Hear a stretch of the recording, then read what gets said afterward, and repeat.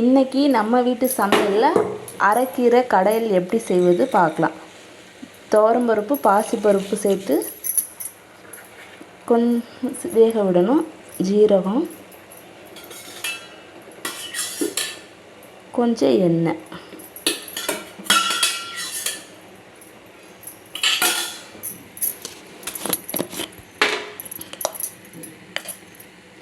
கொஞ்சம் மஞ்சத்தூள் போட்டு நல்லா வேக விடணும். இப்போ பருப்பு வெந்துருச்சு. 6 காஞ்ச மிளகாய் போட்டுக்கலாம். 10 பல் பூண்டு, 10 சின்ன வெங்காயம், ஒரு மீடியம் சைஸு தக்காளி போட்டு நல்லா வேக விடணும். இப்போ நம்ம போட்ட வெங்காயம், தக்காளி, பூண்டு எல்லாம் வெந்துருச்சு. இப்போ அலசி வச்ச கீரையை சேர்த்துக்கலாம். கீரையை போட்டுட்டு மூடி வைக்கக்கூடாது. அப்படியே கொஞ்சம் நேரம் மூடியை திறந்து வேக விடணும். தண்ணி ரொம்ப இருக்கக்கூடாது, தண்ணி கம்மியாக இருக்கணும். உப்பு லைட்டாக வெந்ததுக்கப்புறம் உப்பு போட்டுக்கலாம். கீரை வெந்துருச்சு. இப்போ உப்பை போட்டு கடைஞ்சிக்கலாம். கீரை கடைஞ்சாச்சு. இப்போ ஒரு தாளிப்பு போட்டுடலாம். எண்ணெய் ஊற்றி எண்ணெய் காஞ்சதும் கடுகு, சீரகம் கொஞ்சம் பொரியட்டும். கடுகு சீரகம் வெடிச்சிருச்சு. 2 காஞ்ச மிளகாய் போட்டுக்கலாம்.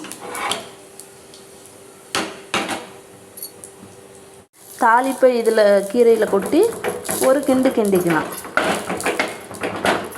கிண்டிட்டு நீங்கள் வெங்காயம் தக்காளி வேக வைக்கையில் பச்சை மிளகா வேணாலும் சேர்த்துக்கலாம். நான் இன்றைக்கி காஞ்ச மிளகா தான் சேர்ந்துருக்கேன். சுட சுட சாப்பாட்டோடு சாப்பிட சூப்பராக இருக்கும். எப்படி இருக்குன்னு கமெண்டில் சொல்லுங்கள்.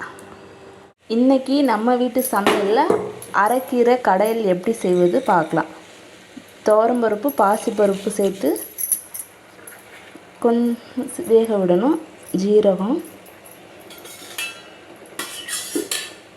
கொஞ்சம் எண்ணெய்,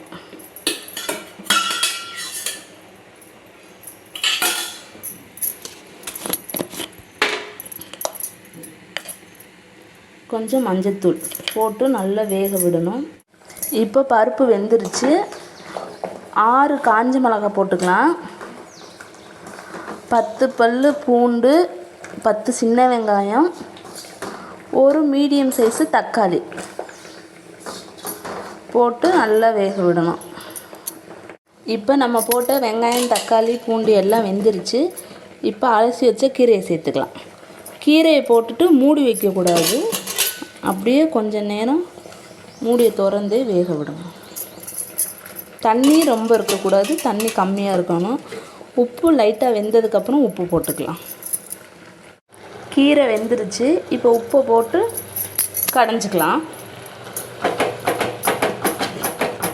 கீரை கடைஞ்சாச்சு. இப்போ ஒரு தாளிப்பு போட்டுடலாம். எண்ணெய் ஊற்றி எண்ணெய் காஞ்சதும் கடுகு, சீரகம் கொஞ்சம் பொரியட்டும். கடுகு சீரகம் வெடிச்சிருச்சு. 2 காஞ்ச மிளகாய் போட்டுக்கலாம். தாளிப்பை இதில் கீரையில் கொட்டி ஒரு கிண்டிக்கலாம். கிண்டிட்டு நீங்கள் வெங்காயம் தக்காளி வேக வைக்கையில் பச்சை மிளகா வேணாலும் சேர்த்துக்கலாம். நான் இன்றைக்கி காஞ்ச மிளகா தான் சேர்ந்துருக்கேன். சுட சுட சாப்பாட்டோடு சாப்பிட சூப்பராக இருக்கும். எப்படி இருக்குன்னு கமெண்டில் சொல்லுங்கள்.